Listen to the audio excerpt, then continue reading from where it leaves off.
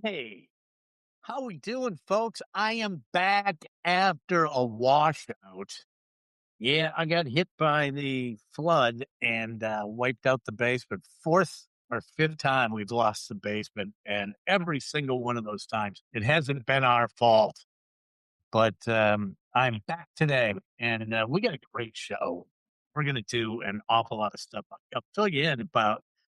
But then also, if you're at Home Depot, because I did something, and I'm not exactly sure if this is a good Home Depot etiquette.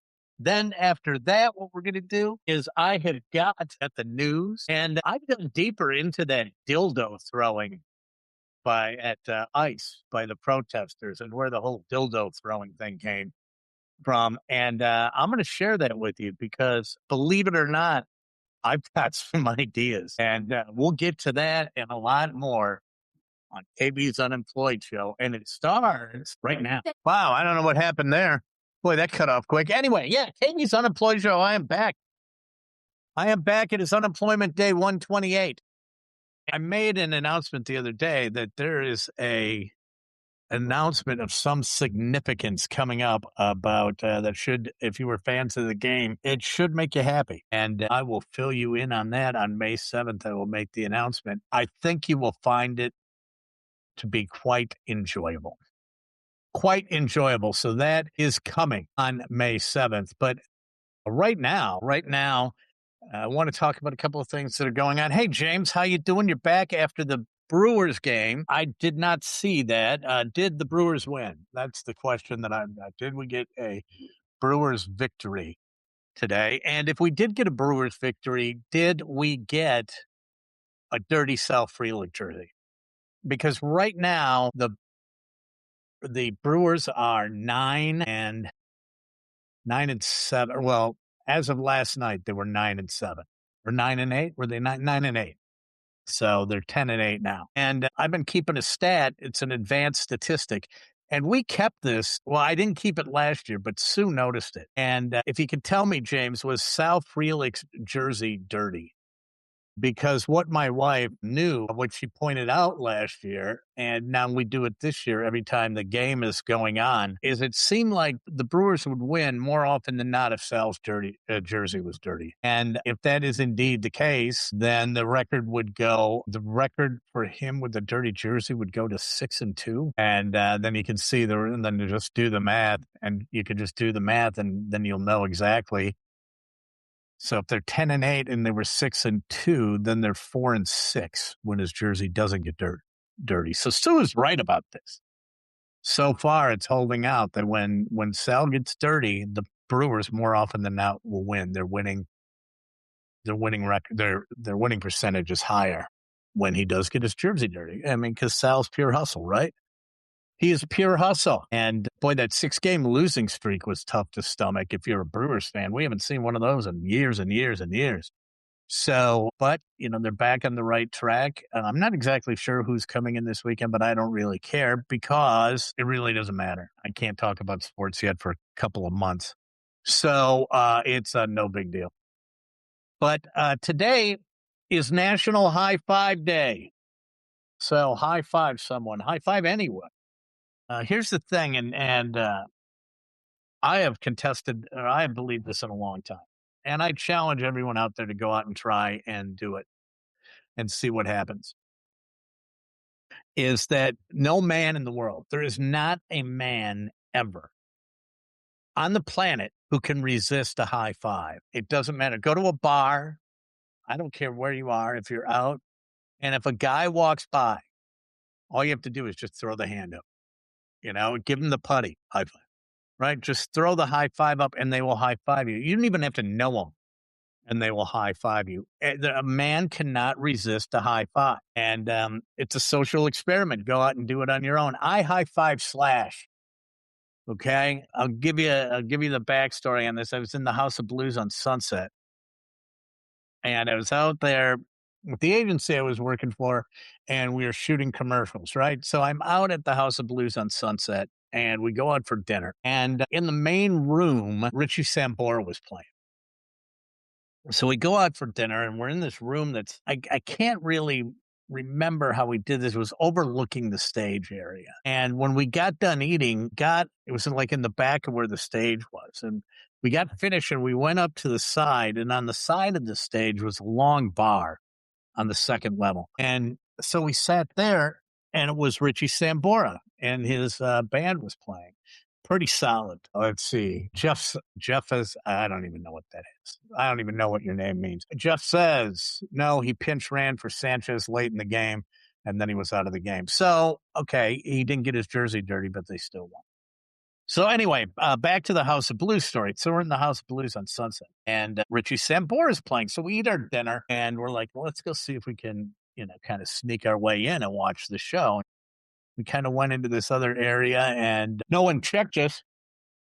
No one checked us for tickets. So we're watching the show. And as we're watching, we're kind of looking down. We're on if you could imagine, we're right on the side of the stage on the second level. So we're looking down right on the stage from the side. And a guy comes out to sit in with Richie Sambora. And we weren't really paying attention to the show as much as we were just talking and there was a show going on. A guy comes out to play with him and he's got a ponytail and he's got a bald spot on the top of his head. And I look down and I'm looking at him and I knew this guy was a guitar player, right?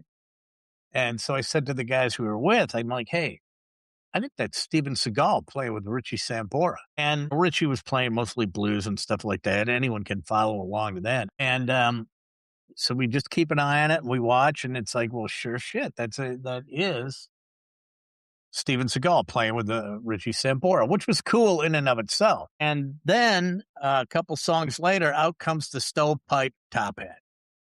And it's like, oh my God, we're watching Slash play with Richie Sambora, which was just mind blowing, right? It's like, get Steven Seagal, who cares? But you had Slash. So we have Slash playing. They get done with the show. Now we're still sitting up top. Show's done. Bar's still open. So we're just sitting up having some cocktails. And so we're looking down the stairs. To the left of us is a stairwell. And okay, I don't think anything of it. Well, walking up this stairwell is this chick who is, you go, what a smoke show, but she's not. Okay. Because she was obviously a porn star, right? There's that, you've got you got a smoking hot chick look and then you got a porn star dressed up look, right? And she was totally a porn star, just big inflatables up top, tight dress, the whole thing. And so she's walking up and I'm like, okay, that's pretty cool. And then walking up right behind her is Slash. So he was with her, but here comes Slash. And he's walking right by, and the girl walks by, and I see Slash, and I just go, hey. And I put up the high five, and bang, slaps the hand, walks right by. So no guy, I don't care who you are, no guy can resist a high five at all. I mean, you could I bet you if you go to the Pope's Wednesday, and he's from Illinois, right? And thank God he's a Sox fan and he's not a Cubs fan. Let me just say that right now. If you were on that Wednesday audience when he comes out and he gives his speech and then he goes out into the crowd and kind of zips around a little bit, meets some people. I think if the Pope's coming by you and you threw out a high five, the Pope would high five you. I don't think he would. He can't not high five because a man cannot not high five someone. I don't know if it's in the DNA or what, but boom, got to high five you. High five. So it's National High Five Day, which will be fun. So go out tonight. I don't care where you are, grocery store. Just all you have to do as you're crossing each other, you're going in different directions, just boom, flip up the hand. And sometimes you might have to go high five. And they'll do it. People will do it. You could have done it during COVID. People were freaking out. They got triple masks on and they wouldn't touch your hand and everything like that. And then it's like, but if you walk by and went high five, in a store, they would do it. Guarantee you. Something that we just can't stop. We just can't stop doing it. So, National High Five Day. So go out and high five someone I would say that I always would say go high five someone you love, but you can high five anyone. You can high five people you hate, and they're not going to care. And then it is also wear your pajamas to work day. And I think that's something that we all learned again during COVID. But you wear your pajamas all the time, you get fat. Okay. And I have learned that. I lost all that weight and I was back up and I'm still trying to drop it. And I haven't been diligent. I know I was gonna do it on here so you can follow the weight loss journey. But, Milwaukee Weight Loss isn't paying me anymore. And I like bourbon. And so there were a lot of reasons why I have not dropped all the pounds. So I'm sitting, I just weighed myself today. I'm down like 3/4, no, maybe a little more, pound and a quarter than when I started. So, but if I ramp it up, I can drop the weight. Right. But, that's where during COVID, we all wear sweatpants and that's where we got bigger. Now I was wearing sweatpants since they fired me. And I guarantee you, I'm wearing the sweatpants. That is where the extra weight came from. Because if you don't have the tight waistline, then you don't know if you're getting bigger, right? Because they just stretch. They just stretch out. And next thing you know, when you go back to try and get in the pants, you go, oh, fuck, man, I'm fat again. And I am not going back there. So I'm not snugging any of my pants yet. I mean, I can tell the difference, but I'm not snugging them. But the biggest benefit of losing all the weight that I did was my suits fit again. And now I could go to, funerals and stuff like that and not have the I guess you could say my belly hanging over, got the goiter or whatever. And so I didn't have to do any of that. But you can thank that. You can thank pajamas and sleep pants and all that for the weight gain because it happens to everyone. But also it is like you said, wear your pajamas to work day, or as some parents will tell you, especially parents of kids that go to a public school. And this is not to say there's anything wrong with public schooling. Okay. But private schools generally have a uniform or a dress code. But National Wear Your Pajamas to Work Day, but parents with kids at public schools would call it Wear Your School Clothes to Work Day because man, they get away with wearing anything. And, you see girls in those flannel sleep pants and stuff like that. It's like, what the hell? Not that, there is a fine line in school dress, right? Between overdressed and pig, right? You got to split that line because no one liked, there was always a couple people in the class that came every single day, right? They came every single day. They got new school clothes, always looked great. Everything matched. Everything was pressed. Okay. Well, you don't want to be that guy because that guy gets made fun of because they're probably like PBS watchers, right? Or, that the parents are strict on them because they have to wear good school clothes. It's like, you're not going to school dressed like that when all you wanted to do was go to school dressed like that. But that is like you don't want to be that guy, but then you don't want to be the real sloppy one either. So you got to split that. You got to split that line right down between where am I just right dressed for school and where am I not. Although I will tell you, there was a period when I was at KLH in the morning and doing the morning show where my day job I was still doing the morning show, but something happened with lost a couple of big accounts in an agency and they had to cut staff. And so I found myself, out on the street, which is fine. I mean, that happens. It happens all the time in agencies. But I was still doing KLH in the morning and I would literally roll in with looking horrible. I mean, it would look like I just rolled out of bed. And you know why? Because it did. I did just roll out of bed. And it didn't matter to me because I would just roll in, roll out. It's radio. It's not TV. It's not like anyone can see me. I will tell you today, I can stand up. I am wearing pants today. As you can see, I've got some khakis on, right? Khakis.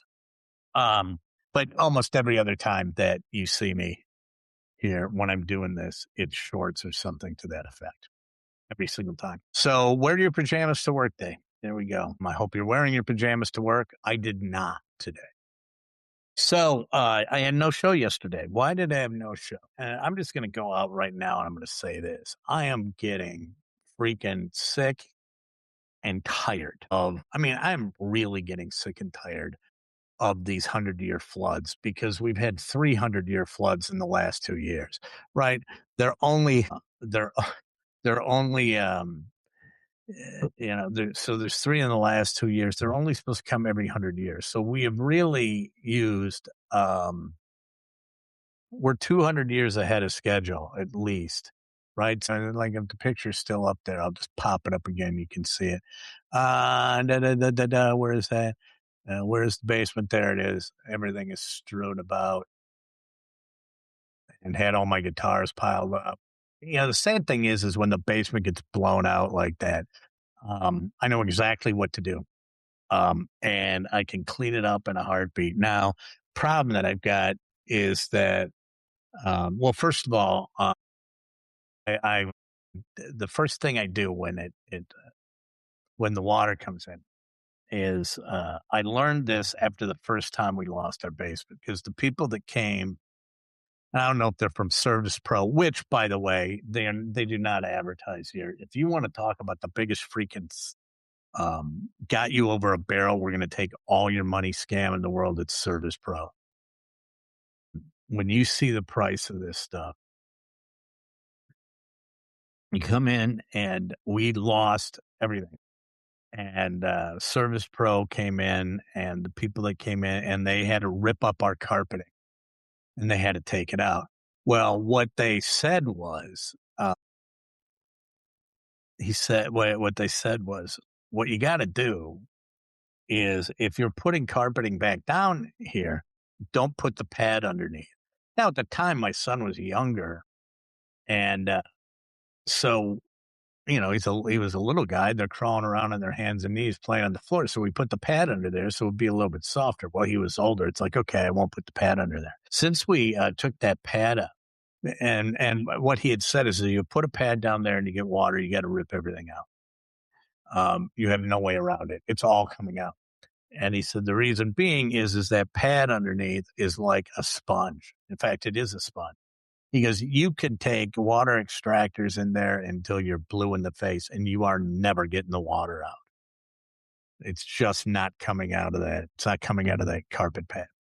So you're just totally hosed. So he goes, put it back in. He goes, don't put it down, just glue it to the floor. So we redid it and heeded the advice.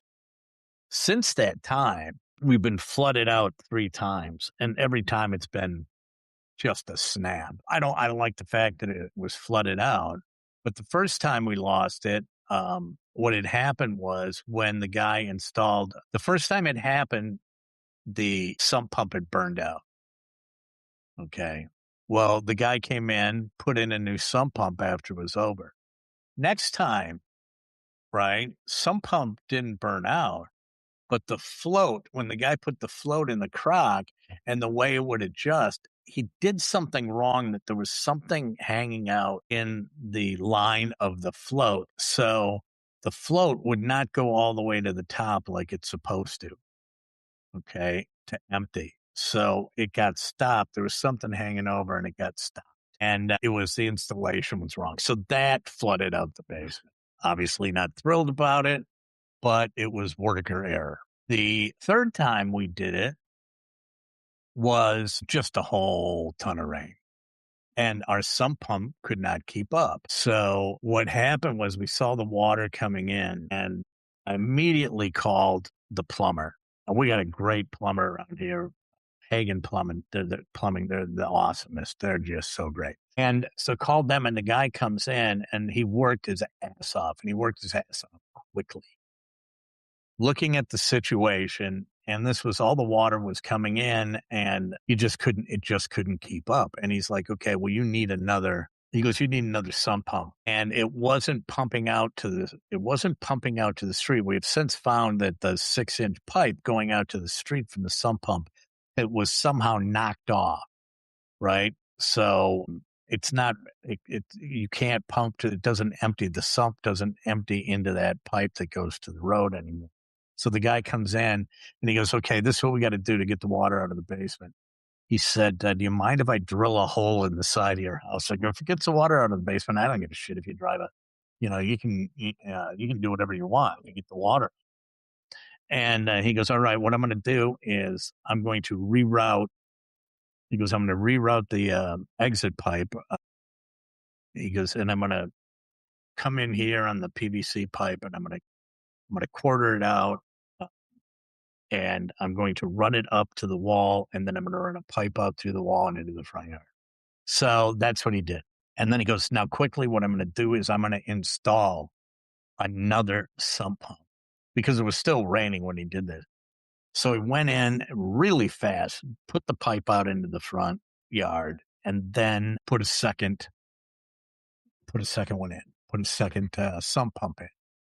And ever since that time, every time it rained, it's like these two babies, they come on and just pumping away. Now, what I didn't do, which I know a lot of people do at the time, and I don't know why I didn't, but there was a pretty good reason. Did not put the battery back up. Did not do that. So that was kind of a mistake.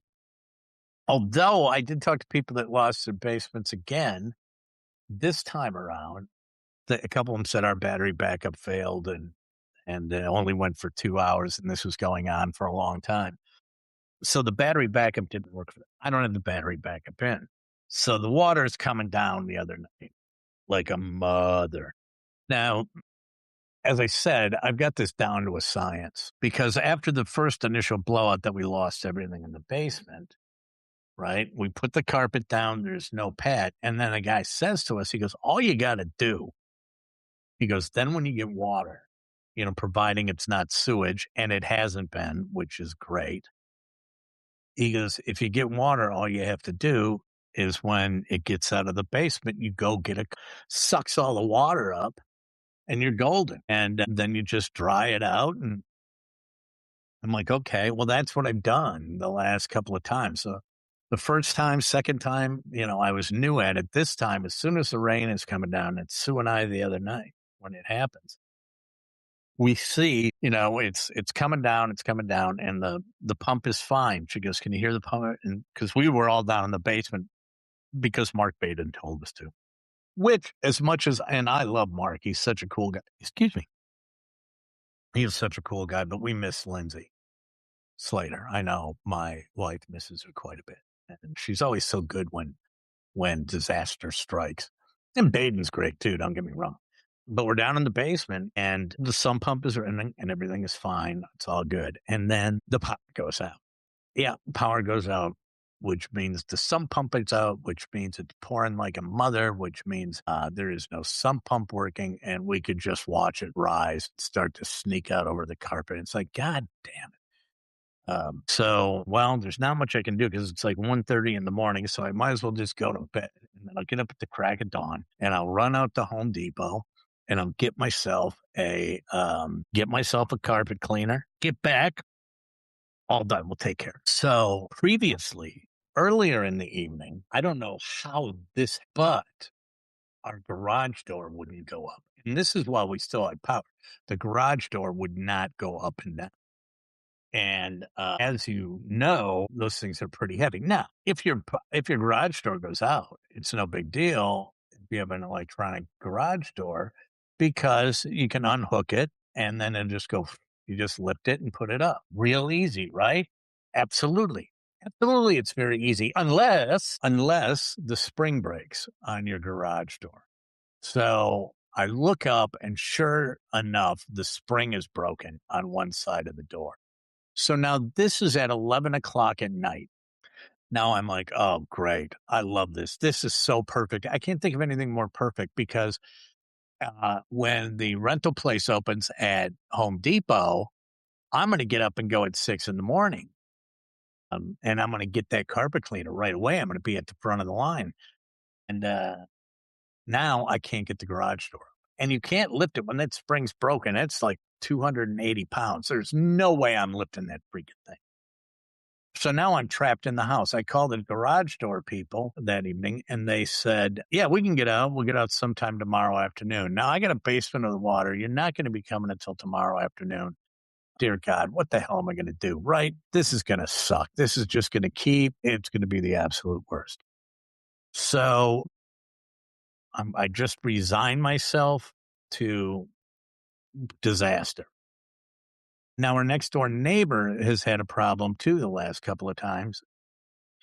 I texted him and I said, are you going over to Home Depot in the morning? Did you have water? He goes, yeah, I am. And I said, can I split it with you? Because you can use it and then I can use it. We'll take it back and can we split it? And he said, yeah. He goes, that's no problem. Why? And I said, because my garage door is broken and my cars are locked in the house and I cannot get out. And I will be stuck here tomorrow afternoon as my basement goes to crap, right? And he said, yeah, no. And he goes, yeah, no problem at all. No problem at all. And I get a text at about 6:15 in the morning, and he says, yeah, they got like 6 carpet cleaners here. Why don't you come on over? And I'm like, I can't. But he had already left, so I can't say, rent another one for me and bring it back. So I go out to the garage, and I rehook the garage door opener. I go, I'm just going to take a freaking stab at this. And I push the button, and up it goes. And it's because the motor on the garage door opener was pretty strong. And so it still had the power, even though a coil on one side was broken, it could still get the whole door up. So we got out, thankfully. So I go to Home Depot, right? And I go to the rental place in Home Depot. Now I am surprised that it was not as crowded as it could have been. Because the last time we had the 100-year flood before this, it was like lined up from the rental area all the way back to, the checkout area. And you weren't getting anything. People were throwing box fans. They were buying carpet fans. They were doing anything they could possibly do that is going to suck up water. And it was a really long line. I get there. There's a lady in front of me, another neighbor from down the street, and maybe 2 or 3 other people. And then they start coming in. While I'm waiting in line, the woman is getting 2 of those carpet fans. And so she gets up and the guy's like, what can I help you with? She goes, I'll take those 2 carpet fans. And I see there are 4 up there. And so I say to him, I'll take the other 2. And I'm the next one in line, right? So it's the lady taking 2. I am the very next one in line. And I said, I'll take the other 2. So I take the other 2. And it's not the guy that's immediately following me. And it's not the guy after the guy. And it's the guy after the guy after the guy. It's like, in terms of Home Depot people, it's the place after the place after the place. The guy after the guy after the guy. And he kind of peeks his head around. And he goes, you take both of those? And there was a split second in my mind that it actually crossed my mind. It's like, should I be, just a good Christian? And I'll be a good Christian and I'll say, you know what? Why don't you take one of mine? And then that was a fleeting thought. I'm like, screw that. My basement is getting wiped out. I'm going to take the fan. I'm sorry, but you should have gotten here earlier. Now, I did feel kind of bad about doing that. However, here's how I justified it. So woman takes 2, I take the other 2. Granted, you can get me for hoarding. If you wanted to, you could get me for hoarding. But I don't believe that I was. And then there's one guy who doesn't say anything and the other guy who doesn't say anything. And it's the third guy down who wants the other carpet bag. I don't give it to him. My rationale is this. So you tell me if I'm right. My rationale is if it was the guy right next to me, one behind me, or even the guy after the guy, any one of those 2 guys, I would have entertained. You know what? I would have entertained giving up one, especially the guy right next to me, because taking the last fan when a guy's basement is wiped out I guess it would be like very, very similar to that douchebag on The Price is Right who always, someone bids $250 and they go $251. Okay. That's kind of the level of douchebaggery you would be looking at. So, but it's 2 guys down and I stiff them. And here's what I want to know. Was I obligated to give up that fan? Because I'm thinking I wasn't, because you were 2 guys down. How do you know the next guy or the guy after him may have taken that fan? So I give up the fan to a guy doors down, 2 guys down, but I don't know what the 2 guys next to me want, and they may want a fan too. So if I give up my fan and I go 2 behind them, well, then I'm going to have 2 guys pissed at me if they wanted fans.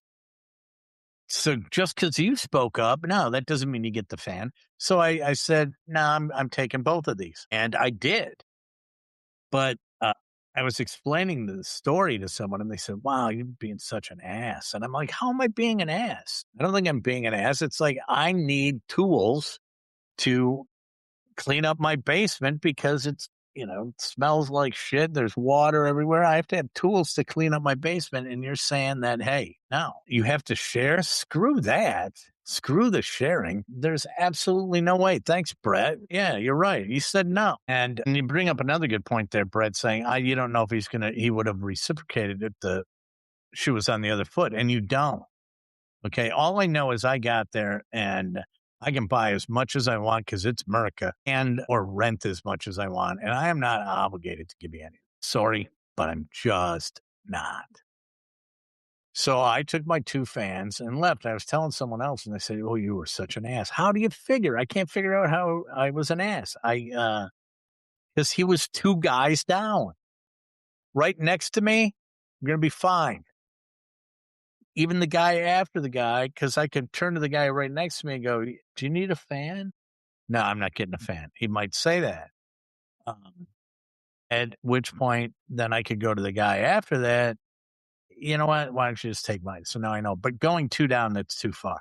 That's too much of a stretch. So I did not give up the fan. But I came and I've got this, like I said, I've got this down to a science now because I know as soon as the water comes in, get to Depot, get one of those carpet shampooers, and you don't use any shampoo or clean it at all. And you just suck up all the water and then you hit it with some fans. Now, the problem that I don't have, that I do have, and you can feel free to chip in and help, is that mildewy kind of smell that you get for a while. And I'm not a big fan of that, but there's no real way around it. So I've been burning candles and stuff like that. And that pretty much just covers the smell. But if anyone knows how to get rid of that mildewy smell, please, by all means, help me out with that. Now, Sue won't come down in the basement. So this is like my haven. And if you notice, because I'm sitting in a different spot, I had to move, KB's broadcast center. Sue won't come down in the basement. She hates it down in the basement. The basement is like, it's where all my guitars are down here. I got an Xbox down here. I got a TV down here. I got a big couch. Gets dark during the day. It's a good napping area. And, it's, I can be sitting there watching TV and go over, pick up a guitar, start jamming along, doing whatever I want. But Sue won't come down in the basement because she has bought into the whole, somehow she thinks that if there's radon, it's like you're going to get cancer, like you're sitting next to somebody who's got the flu and doesn't wash their hands. It's like, well, radon doesn't necessarily work that way. And furthermore, there's radon in every basement, right? That might be a scam too, the whole radon scam. But I'm not putting in a radon detector, okay? Because that thing's just going to probably be going off all the time. You don't have a radon eliminator. So, hey, if you're going to everything causes cancer. I mean, you eat a box of cheese, it's cancer. So I'm not going to worry about it. But Sue won't come down in the basement. She doesn't like coming down here. And she hates she's like, yeah, it smells like a basement. Well, that's what basements smell like. And we didn't put 50,000 into this thing to tighten it up. Put some drywall up, put some carpeting down, livable. That's it. But, so she doesn't come down in the basement, but she hates the smell. I get used to it. You get nose blind, right? But if anyone knows a good thing to do to get rid of that mildewy kind of thing, I turned everything off. I've got the humidifiers going and I got the big fans. But if anyone knows of an over-the-counter product you can get that'll help dry that up, I did see there was a couple of things, and I may have one that you would use. There were these little, they kind of look like a little oxy clean bucket, and it had some pebbles or something that you would put in there, and you would put them in the room that was wet, and somehow it extracted all the water, all the humidity. Right now, the humidity down here is at about 80%, which is a little high. I like keeping, with guitars and stuff, I keep the humidity at about between 55 and 65%, which is probably pretty good for guitars. But again, the etiquette. Tell me, was I required to offer up that second fan, or could I take it? I'm going with I could take it. That's definitely what I'm going. But you tell me. So yeah, so fourth time we lost it. We were worried last night when it started raining again.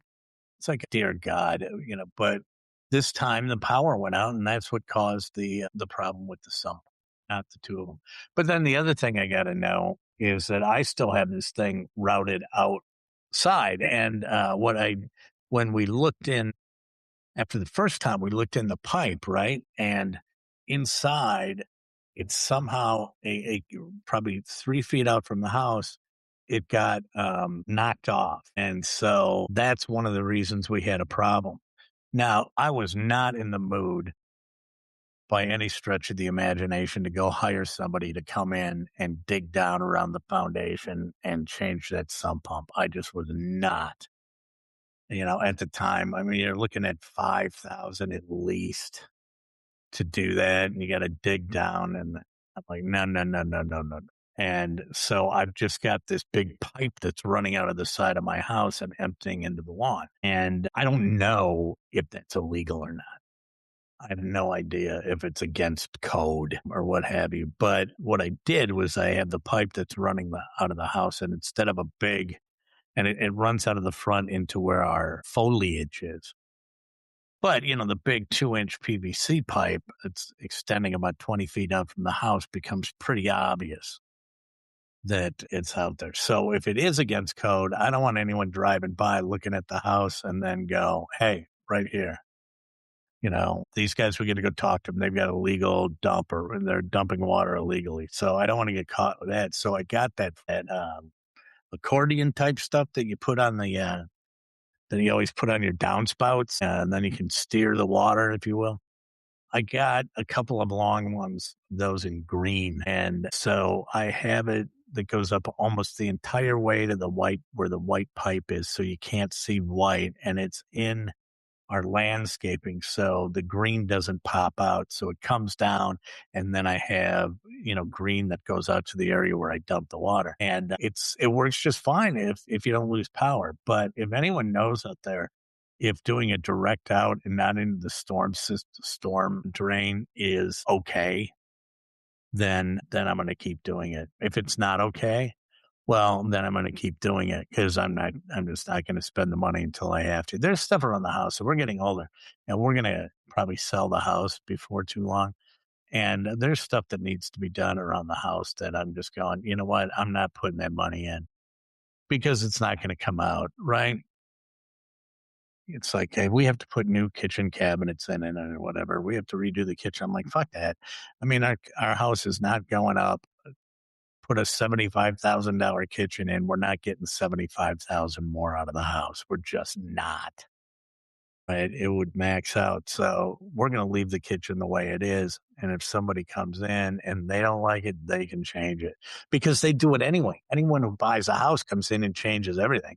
So if you go and you start changing the house before you sell it, unless it's a coat of paint here and there, well, you're an absolute idiot. It would be windows, roof, siding, things like that are huge. If you're going to do that's fine, because that will be a selling point where you're going, oh, we got new windows 3 years ago. Okay, great.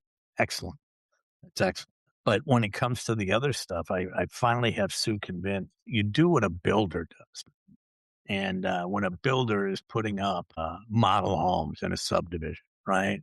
Well, those model homes that they built, all the stuff in there is crap. But it's brand new and it's shiny. I mean, we must have gone in when we bought this house, and it was a model, but when we first got it, we probably ripped out. In fact, I guarantee you, we ripped out almost every single fixture because it's all that crappy stuff that's in there.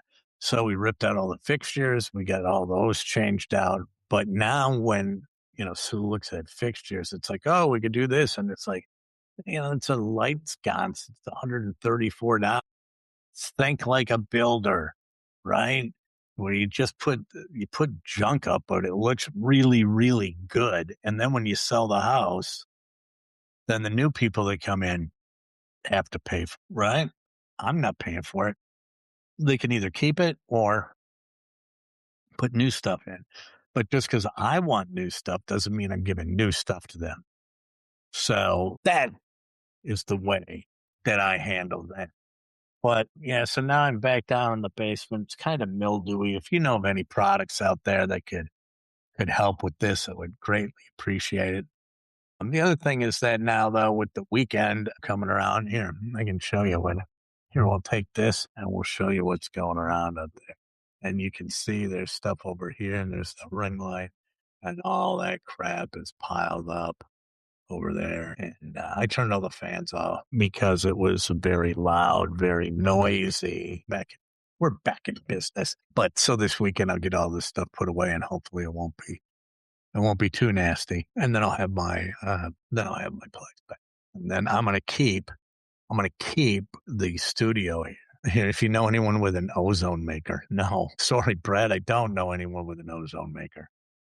I didn't even know there was ozone makers. That shows you my knowledge of ozone is so bad. Let's see. We use that in my mother-in-law's house, and it worked great. You'll just have to not be in the room for a few hours, but you'll be surprised at how well it works. I couldn't tell you. I don't know.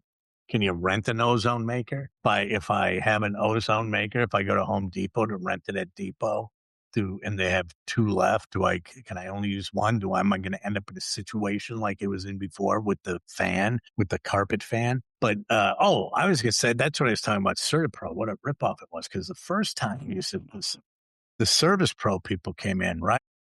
And it's like, oh, you're claiming it on, you're claiming it on your insurance, okay? You have so much that you're going to use for insurance, and to get an estimate of what it's going to be to redo, but you had to get the water out. So call Service Master. Well, I don't even know what that is. Right. And they come in and they've got the big fans and the big humidifiers and the big dryers. And, they bring them in. And you're thinking, okay, well, this is great. Okay, we're going to get this dried up in a New York minute. Well, here's what they don't tell you is how much it costs. And it's like, you're going to have stuff down for a couple of days, right? So how much, you're looking at how much each one of those big rug fans, that's $50 an hour. So if I keep one for 24 hours, we're looking at $1,000. Thereabouts. And I'm like, what a fucking ripoff this is. So what they do is they charge these exorbitant high rates for all this equipment. And what ends up going on is they chew up all of the money that is coming from your insurance company that you were going to use for drywall and fixing all that. They chew all that up in the rental equipment, and you got nothing left to rebuild. So it's like, no, I'm not doing that again. This is the biggest ripoff I've ever seen in my entire life. But, like I said, I got it down to a science. Everything was cleaned up by about 5:00 last night. I just have to let it dry out a little more and I can move stuff around. But I did say to Sue, I don't know how I feel about this because I have got this thing down to a science. Water's coming in. Okay, do this, and this. Boom, boom, boom, boom, boom. Done. I'm out. Everything is taken care of. Lucky me. So that is my basement flooding story. A couple of news stories that I want to get to, a couple of things that I love here. Rory wins the Masters, right? And these golfers now are all into heart rate, and they've got like the Aura rings, and they've got all of these biometrics. The heart rate is huge. How can you keep your heart rate down? How can you stay relaxed when you're playing? And, they've got all this going on while they're playing. And I think the thing that they wear is called a Whoop band, UHOOP. It's a fitness trend. There we go. Potential spam. We're going to send that right to voicemail. So what they do is it's a fitness tracker, and it measures recovery on a scale of 0 to 100. So no matter what you do, um, it'll track your body movements if you exert yourself, and then it'll tell you how fast you got back, how it took to get back to normal, your recovery time. And if you have a recovery measurement, which would be a green score, means that you've recovered, your body is primed for peak performance, you covered well, you're ready to go again, right? But if you have and that green score is near 100, it goes from 0 to 100. But a red score, if you get a red score, it means that you're exhausted or, I mean, you're just wiped out. So Rory had 4 days to win the Masters, 4 days of elite level green scores, right? I mean, he was recovering quickly. He put 91,000 steps walking the course in those 4 days, 91,000 steps. All right. And had a resting heart rate of 47 beats per minute, which is insanely low. I mean, but that's how people are that are in good shape, right? Their heart doesn't have to beat as much. And 47 beats per minute all week. He wins the Masters, right? He wins the Masters. He's getting up on Thursday, Friday, Saturday, and Sunday morning, up around 100, just ready to go. That's his rating. Wins the Masters. Monday morning, he wakes up, and I love this. His rating is 7%. He went from 100 to 7%. He did a 93% decrease to 7 freaking percent. He went out on a heater that night. Well, yeah, you won the Masters, for God's sake. But that kills me. He went from 100 all the way down to 7. So, hey, all I can say is good on you, Rory. You won the freaking Masters. Go out and go on a bender. Absolutely, you should. That's what you're supposed to do. Hell, those guys used to go out on benders right after their round. I remember back in the day when the Greater Milwaukee Open was at Tuckaway, I had a clubhouse badge. I was probably in my 20s. I had a clubhouse badge. I'm in the clubhouse and Fuzzy Zeller's in there in the grill room drinking whiskey, right? When you had a clubhouse badge, these guys would get done and they'd go sit at the bar in the club that they were playing, just like you would on a Saturday or a Sunday morning with your buddies. Hey, let's go have a cold one, right? But now they don't do any of that. They just go and work out, health. Forget it. I mean, I'll take a 7% any day. That says a lot more about me. I'd rather hang out with a 7% score than a 100% score person, because a 100% score person is just going to be a major league pain in the ass, and they're not going to want to do anything fun. The 7%er is up for anything, and that's who I'm hanging. Guy by the name, here's another one. Guy by the name of Eugene Payat. Eugene Payat. He was going to a cookout. He was at Fort Lauderdale Airport, and he said he was going to be traveling to Ohio in Cincinnati to a family cookout. So he went through the full body scanner, and when they got the full body scanner thing back, they noticed that they said what they did was they saw this anomalous layered situation across his torso, arms, and upper thighs. Okay. And it looked like they were like round objects this long. So you're seeing this thing and you're thinking, this guy has got dynamite strapped to him. And we got to pull this guy out of line because he's going to get on the plane. He's got dynamite strapped to him. This is going to be horrible. Right. And they said, let's go. And they pull him aside and they examine him further. And what they find is that taped on his body is not dynamite at all. But what he has is 47 individual uncooked hot dogs secured to his body with what agents refer to as approximately 2 rolls of duct tape. So he said he was going to a family cookout in Cincinnati, and he felt that checked baggage fees have gotten so far out of control. How was he going to get these there? So he wasn't going to put them in a bag, so he taped them to his body. And he said that was the only logical alternative. He said he considered the method for 3 weeks before executing, and he described the planning phase as the most organized he has felt since he retired. And he said, why? They said, why are the hot dogs uncooked? And he had an answer. He said, well, I'm not going to cook someone else's hot dogs. And they said, that doesn't answer the question. Well, when they went in, to his carry-on, they found other things. They found 2 buns, a travel-sized mustard, and a plastic fork. Why? Well, first of all, you get 47 hot dogs and you get only 2 buns. It means there's a lot of people that are like, I'll just have mine without a bun. They're all on the Atkins diet or doing the no carb thing, right? But he's got 47 and he's got 2 buns. He's got 2 buns, a travel-sized mustard, and a plastic fork. And he said, yeah, well, that's for the flight.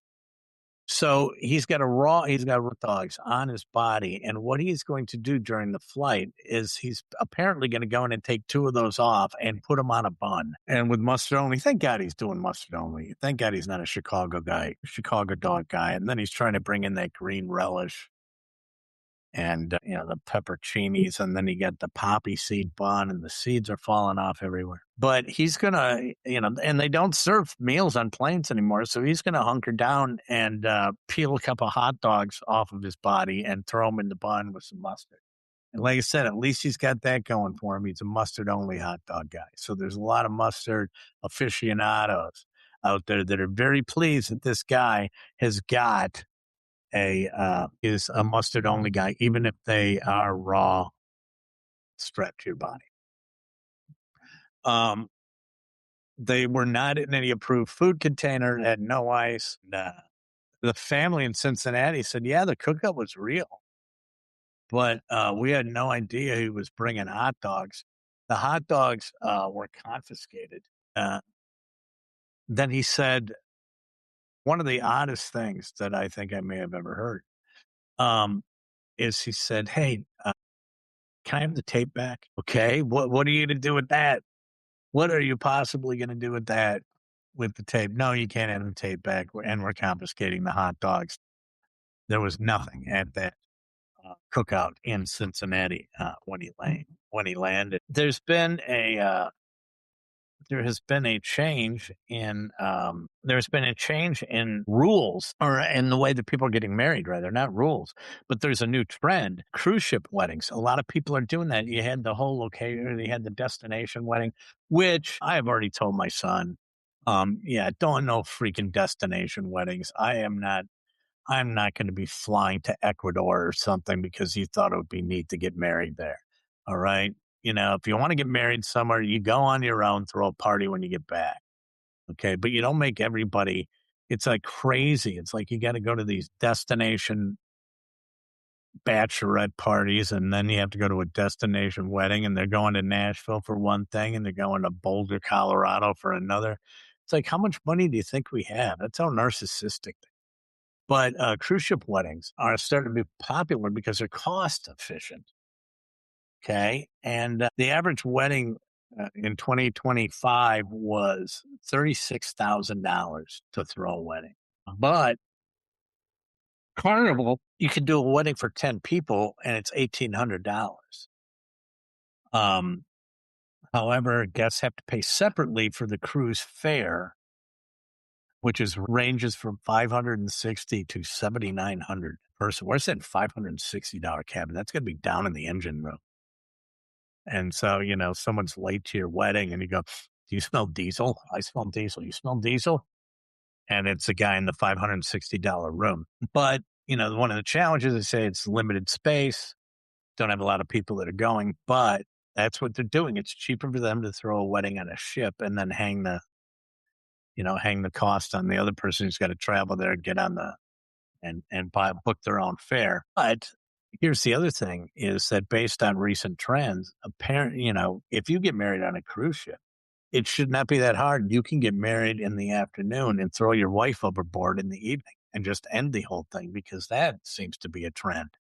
That's the other day. I see these all the time and it's like, listen, if you're a boater and you're married and, if you've had any type of a public disagreement with your wife, and you go on a cruise and she disappears, it's on you, bro. There's nobody else who is going to be, when you come back and do that, she fell overboard crap.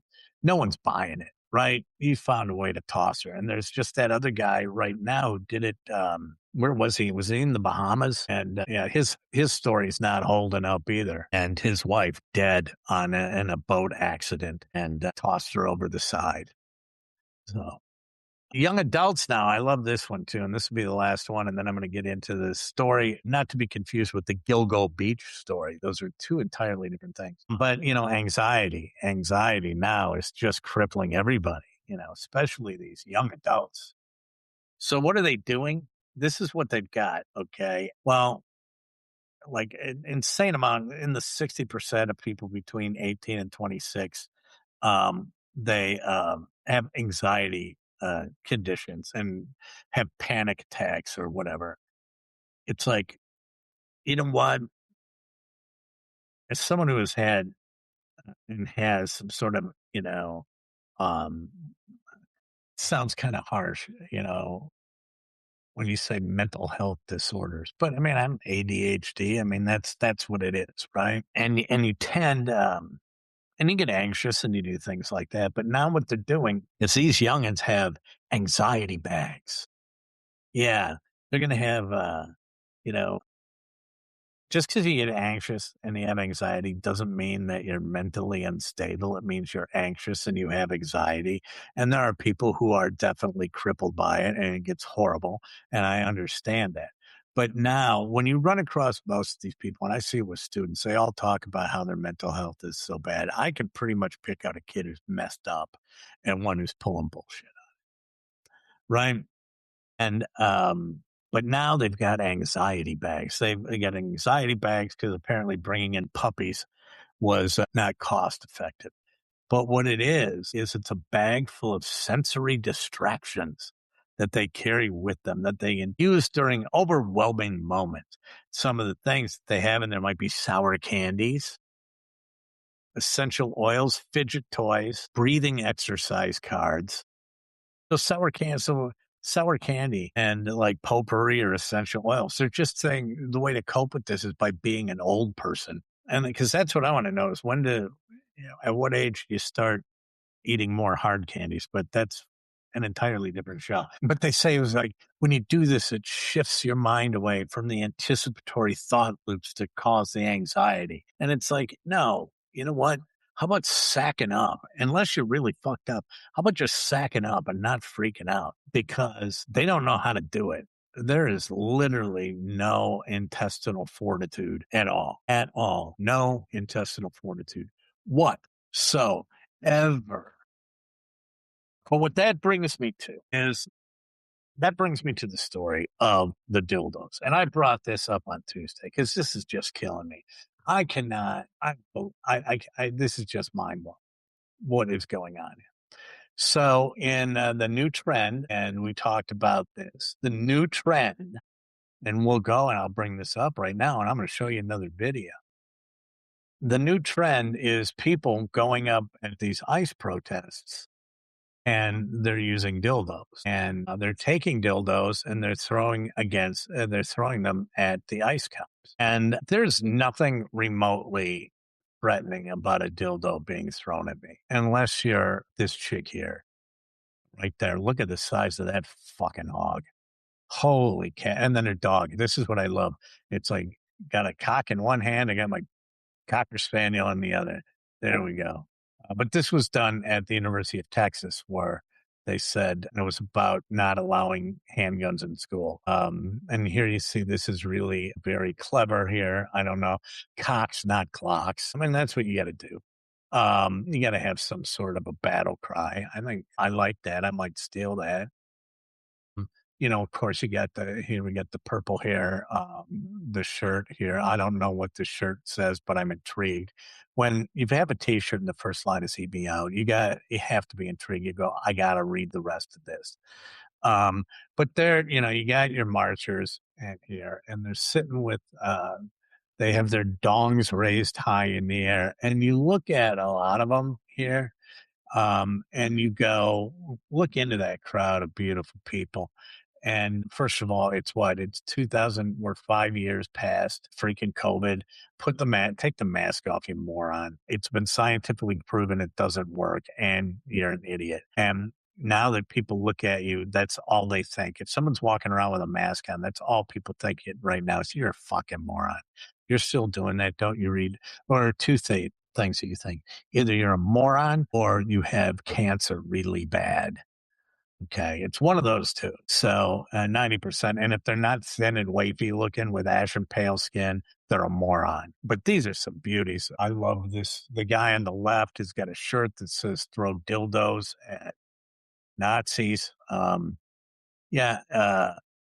Maybe that's what we needed to do to get out of World War. Maybe we didn't have to drop the bomb or we didn't have to lose all those people in the Normandy invasion. They just had to go in and throw dildos at the Nazis. These people are so clueless when it comes up. And I said this on Tuesday. Our protesters have turned into a bunch of pussies because you go back and take a look at the riots in LA 92 or the riots in the 60s and the 70s.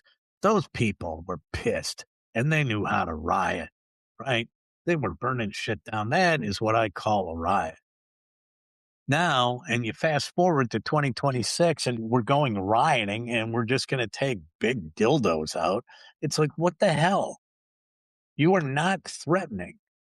So I had to dig into this and I had to figure this out. I had because I could not square this circle. Right? I could not.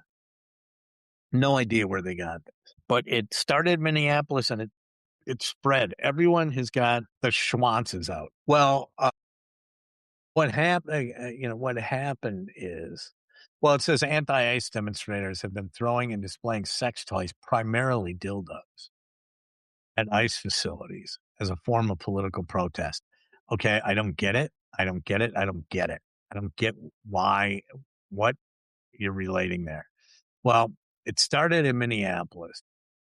It was this backstory, and this is awesome. Conceived by an organizer using the pseudonym, right, Rook T.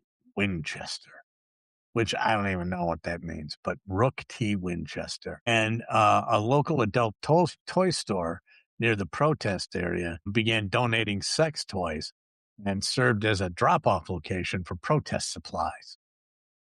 Okay. And this guy's going, yeah, I'll throw in some dildos. Yeah, let's fight the good fight. You need some big black ones, like that one chick has. What do you need? You need the double header, whatever the case may be.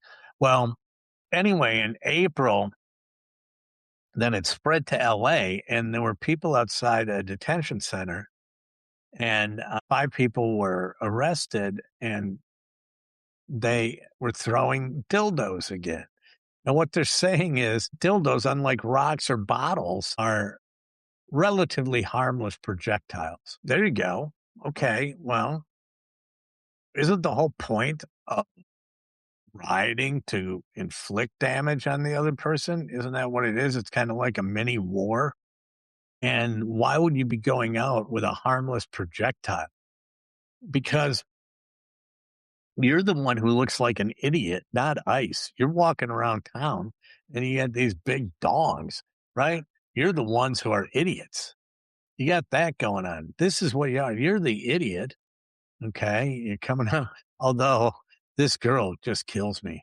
Everyone else has got their regular size, except the chick, she's got the big, it looks like a camouflage strap on. So you don't know what's sneaking up on you, I guess. But that's what she picked out. She went and picked out that. And I hope to God she went out and bought it just for that event. And it's not something that was just at home behind the drapes, being hidden, because that is a monster. So I kept digging and digging because I couldn't figure out why. It's like you got to be, and we appreciate you're not burning down the cities. Don't get me wrong. And we appreciate the fact that you protest. Like I said, you have every right to. But you're the one who looks like a moron when you're flinging dongs over the fences. And then there's this one.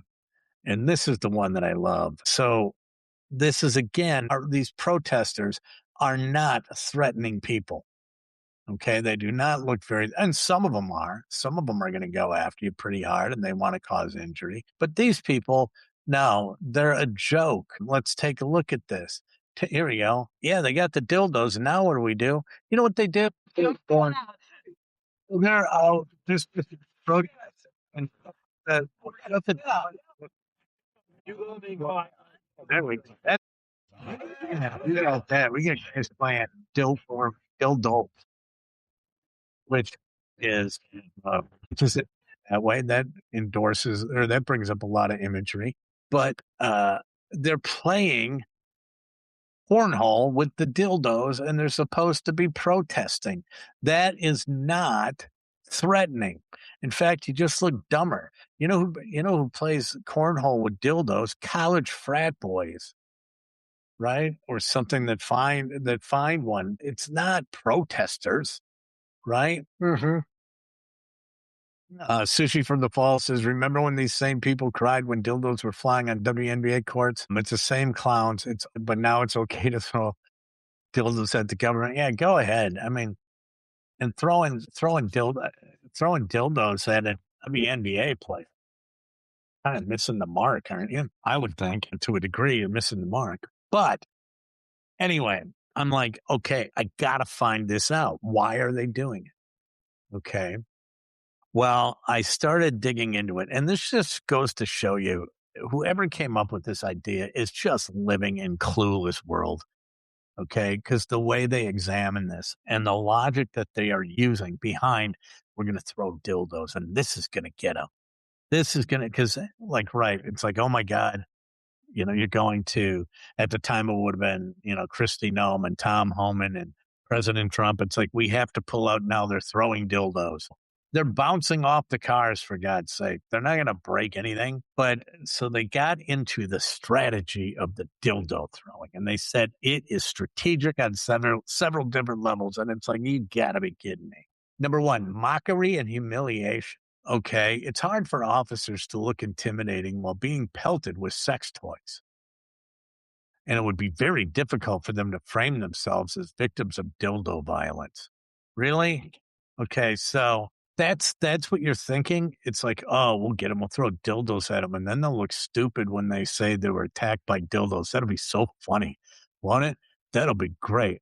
Well, you want to know something? It is hard for officers to look intimidating while being pelted with dildos. But you know what makes them look intimidating? How about the gun on their holster, the taser, and that big vest that they've got, and the riot helmet? Okay, that's intimidating. Okay, so you can throw dildos all you want at me, and I'm still going to look intimidating.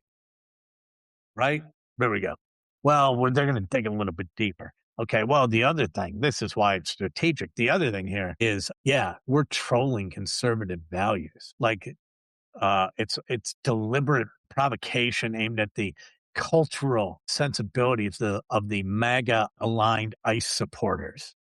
Because for them, for the ultra MAGA, supporters, for them, sex toys are unsettling. What throw dildos? Why? We're going to do that because they would sound silly if they said they were victimized. They were victims of a dildo attack. So we're gonna make them sound silly, and then we're gonna make them feel uncomfortable around dildos. So okay, they can't talk about being attacked by dildos, and if they do, they're gonna look funny, and then we're gonna make them feel uncomfortable.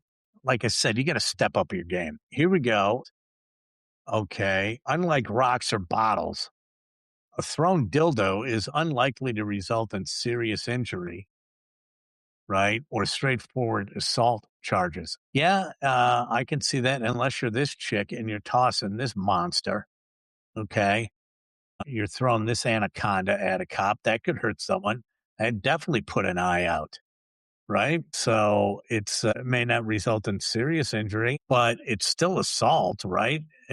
You're throwing an object at someone to disrupt them just because it's not an object that could hurt them necessarily the same as a rock. It doesn't make it right. So, once again, you're fucked up in the head. And then here we go. This is it.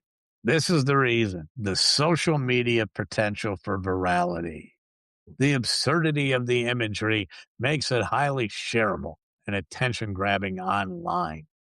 Even if mainstream news is reluctant to air it, that's it. We're going for the clout. We're going for dildo clout. Okay. Yeah, you go with that. The dildo thing is the dumbest thing I've ever seen in my entire life. There is nobody afraid of a flying dildo. Nobody. And to think that that's going to have any impact on these guys, right? These guys are out there in riot gear. They've been having bricks thrown at them, and then you're just going to change up the game plan and you're going to go with dildos instead of bricks. At least when you were throwing bricks, you had some balls, right? You got into the heat of battle. At least that there's dildos. No one had you never heard of the, the great dildo assault of 1969 in Vietnam. What was that? Was it the Christmas Day? What was it? The something massacre or whatever. But throwing dildos is not going to damage anything. So if you it's the rationale. These people, like I said, hey, I'm not sitting here condoning necessarily, what happened and how they stepped over the line in Minneapolis at all. Not. Okay. But if you're going to protest, fucking protest, right? Don't go in and do it half-assed like this. Don't go in with a dong. Okay. Cause you know what? I guarantee you, these are guys that are out there in riot gear. They get person up to them this far, with nasty avocado toast smelling breath. And they're up there yelling at them a foot away from them, trying to get them to blink. And they're standing there as stoic as a Buckingham Palace guard. And they're not blinking. And then you pull a dildo out and you try and threaten them. It's like that'll get him to crack because he'll be laughing his ass off and go, "What the hell is wrong with you people?" And, like I said, here we go. Look at that monster. You go out shopping for one of those. What if you go in and there's a run on that sex toy store for dildo? And what if that girl goes in to buy that big, huge one?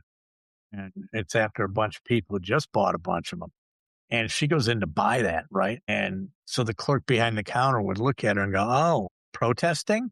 So looking at that big, huge crank, and going, "Protesting? That's nice." The Black Mamba 580 or whatever the hell it is. Good choice for protest, and then have her just look and go, I'm not protesting. What am I supposed to be protesting? Is there a march? Because I don't know of any march. And just make them think that you were buying that for yourself. That is one that I don't think you can shop for. That's got to be explicitly. I mean, it has got to be an online order, right? You can't go in and buy one of those. That's, you can go in and you could buy just about anything. Okay. And people will do anything now. They'll try anything. It's like, it's not that big of a deal. You go in and buy one of those and walk out with it. That says an awful lot about you. That's all I'm saying. That says an awful lot about you. And you're not going to go, "Oh, it's for a friend," because who buys that for a friend and say, no, I'm just doing this or doing that. It's like, no, you're not. You're going to go home and stick that thing to the wall and back up. Okay. And that thing is a monster. So that can't be remotely enjoyable at all. And so you people are crazy. That's all I have to say. You guys are nuts. Wow, we're going long here. I'm sorry I'm rambling. But anyway, no Bronte today because she bailed on me. Those damn college students do that. And next week, we're going to have 3 good days. I'm bringing Trevor Thomas on from another radio station in town because I don't give a rat's ass anymore. But Trevor's a good shit. But I did go too long on this. I was kind of rambling today, and I apologize for that. But Bronte is not here. Piper and Bronte will be back next week. I'm going to start to filter in a lot of guests coming up, and May 7th is going to be the big announcement. I think you're going to like it if you were a game fan, because we are making some headway here. And you may get a taste of that game family sooner rather than later. That's all I'm saying. So Thanks for another great week. I'm sorry for talking so long. I'm an hour 26. It should only be an hour 30 minutes. I'll cut this way back. But anywho, it's been great talking to you this week. I'm going to finish drying out and hopefully won't get any more this weekend. And I will see you next Tuesday. And until then, you need to do me a favor, if you don't mind. And that favor is quite simple. Make good choices. And that's it for this episode of KB's Unemployed Show. If you want to follow me on my unemployed journey, just subscribe to my channel below or dive into one of the playlists for all my unemployed action.